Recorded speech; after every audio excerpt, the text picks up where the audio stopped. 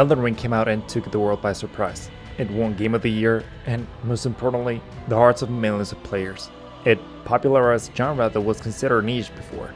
It was such a massive success that it was only a matter of time before greedy companies tried to monetize it at all costs. And so, Elden Ring Nightreign was created. What is a problem with Nightreign? I'll be sharing my opinion on why I didn't really enjoy this game. To understand why this game is so disappointing, we first have to understand what it is. Because Nightreign is not a Souls-like. They never lied to us. They never said it would be. But when you're a fan of such a great studio like Fromsoftware, and they usually come up with bangers that are similar experiences, it feels odd when they don't. Especially when they're using the same IP of a masterpiece such as Elden Ring. This game is more of a roguelike, a multiplayer PvE experience where you can team up with two of your friends on expeditions to battle new bosses. Cool, right? Well, that's pretty much where the cool aspects end. Because in order to fight those new bosses, you first have to survive. The game consists of 3 different survival phases. During the first 2 days, you're free to explore a small region inspired by Lingrave. And if you survive the first 2 nights, then you can challenge the Night Lord of that expedition. Sounds good on paper, but you'll see why the gameplay loop is so bad. Elden Ring Nightreign has many flaws, but the biggest one for me has to be how boring and repetitive it is. Everything I mentioned before sounds like a good idea until you actually start playing. You have to survive for 30 minutes in order to get a chance to fight the selected Night Lord, and if you die, you have to do it all over again. That's the main attraction of the game, the biggest piece of new content, and you have to spend 30 minutes reaching it every single time. Every enemy you fight, every boss you defeat, every weapon you use to get there, they're all reused assets from previous games. And notice how I said previous games? That's because Elden Ring Nightreign, despite having that name, not only reuses assets from that IP, but it also brings back bosses from Dark Souls. For example, you can fight the Gaping Dragon and the Centipede Demon from Dark Souls, or the Dancer and the Nameless King from Dark Souls 3. For me, that's a massive issue for several reasons. First, the gameplay in Nightreign is miles faster than in those older titles. You can sprint, wall jump, and even perform parkour moves. It's basically Sekira's movement system inside Elden Ring.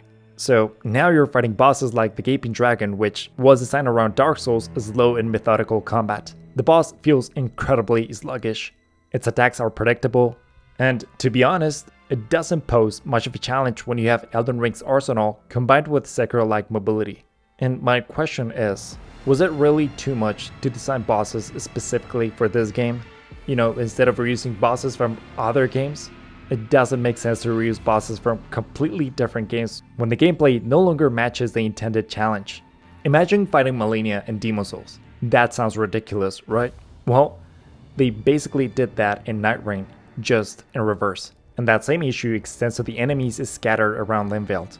They're not quite as problematic since the transition from Elden Ring's mechanics to Nightreign's is much smaller. But they're still the same foes you've already defeated 100 times. Where's the creativity in that? To finish this section about repetitive content, we have the map. Linveld is a location inspired by Lingrave from the Lands Between, and every expedition takes place here. It's always the same map. It's fun the first few times, but after the 3rd expedition, it starts feeling stale. It looks the same, feels the same, and plays the same. Even the camps and the POIs around the world barely change. Once you learn the optimal route, you can skip most locations and head directly to where you need to be.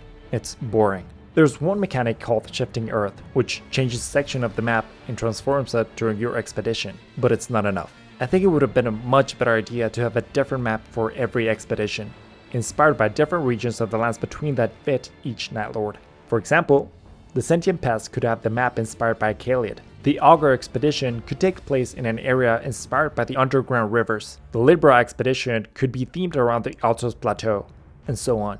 Every expedition would immediately feel more unique. Even changing the visual style would make a huge difference. But they could also create different layouts and make the experience even better. This change alone would make the game 10 times more enjoyable because it wouldn't feel nearly as repetitive as it does right now. Now, I'm gonna talk about the problems this game has regarding multiplayer. First off, this isn't a cheap game by any means, especially when you consider that most of its content is reused, aside from the Night Lords and the character classes. But let's ignore that for now. Apart from buying the game, you also have to pay a monthly subscription if you want to play with your friends. which is exactly how the game is designed to be played. You also need a stable internet connection because of how precise the dodges and attacks need to be against the Night Lords. And even like that, the game can malfunction and ruin your experience. By the way, I don't know if it's just me, but it takes forever to find a match. But that's expected. The real problem here is that the game doesn't have any form of communication beyond the very basic pinging system. Come on. Apex Legends came out more than 7 years ago and had a much more refined pinging system. And guess what? You need it because there is no voice chat. So you're left with a team-based game where you have virtually no way to coordinate with your teammates. On top of that, if one player decides to do something different from the rest of the group or simply isn't cooperating, they often leave the match. Just like that. And once one teammate quits, chances are the second player leaves too after realizing how unfair the run is gonna become. And if they leave, then I guess I'm gonna leave too, right? No, because you'll be punished if you do. Even after your teammates abandon the expedition, the game forces you to stay and somehow overcome the challenge on your own. Remember, the Night Lords are designed around 3 players. Now every attack is focused on you. But hey, I guess you'll deal more damage since you're alone, right? No. The game keeps the difficulty scale for a 3-player group even when you're playing as a duo or completely solo. And I don't know about you, but sadly, I'm not letting me solo her. So finishing the run by yourself is practically impossible. I don't want to exaggerate, but this happens at least once every 3 expeditions. And just like that, your run is ruined. All 30 minutes you spend preparing for a chance to fight a Night Lord are thrown into the garbage because you're alone. And the game has no system in place to compensate for it or make things fair. And the worst part is that I think all these issues could be fixed incredibly easily. You don't have good pinging system? Give us voice chat. Your teammates die during the first night against regular enemies and quit? Fine. I scale my damage output so that I can compensate for the missing players. Look, I'm not a game designer, but is that really too much to ask? We're talking about the Elden Ring IP here. But anyway, let's move to the last section. Ironically enough, for a game made by the studio that created the Soul genre, this game feels soulless. All of Fromsoftware's games have incredible lore and atmosphere. Here, they simply took elements from different entries and threw them together. As a lore fan, how am I supposed to believe that the Nameless King is here? It makes absolutely no sense. How is it possible that the Gaping Dragon is here? This Melter Demon from DS2. And the atmosphere is non-existent as well. You barely have time to appreciate your surroundings because you're constantly running. The circle keeps shrinking, and if you don't keep moving, you'll die. This makes me wonder, did FromSoftware really want to make this game? It was certainly developed by them, but it doesn't feel like the type of project I usually associate with the studio, especially knowing that FromSoftware isn't generally viewed as a greedy company. Of course, every company wants to make money, and that's ultimately why games are created, but FromSoftware has never struck me as a studio that chases trends. Hell, we're talking about the same company that supposedly turned down a Bloodborne remake because they weren't satisfied with how Demon's Souls was handled, despite knowing that a Bloodborne remake would sell like crazy. So yeah, I could be completely wrong, but Nightreign is the only game I've played from this studio that I genuinely didn't enjoy.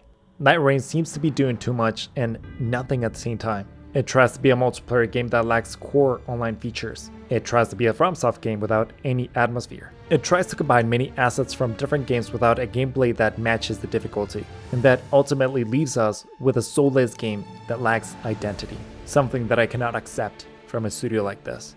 Trust me, I really wanted to love it because, in theory, endless hours of Elden Ring multiplayer sounds amazing. But I just couldn't see the appeal. I defeated all the bosses, but after the 3rd expedition, I was forcing myself to keep playing because of everything that I've mentioned. The Night Lords and the classes were cool, but I don't think I'll ever touch the game again. Anyway, that is my opinion. Do you agree with me? Is there something that I missed? Let me know down in the comments. After all, the game can be fun if you're simply looking to spend some time with your friends. Sadly, I don't have anyone to play with. So yeah, thanks for watching, and I'll see you in the next video.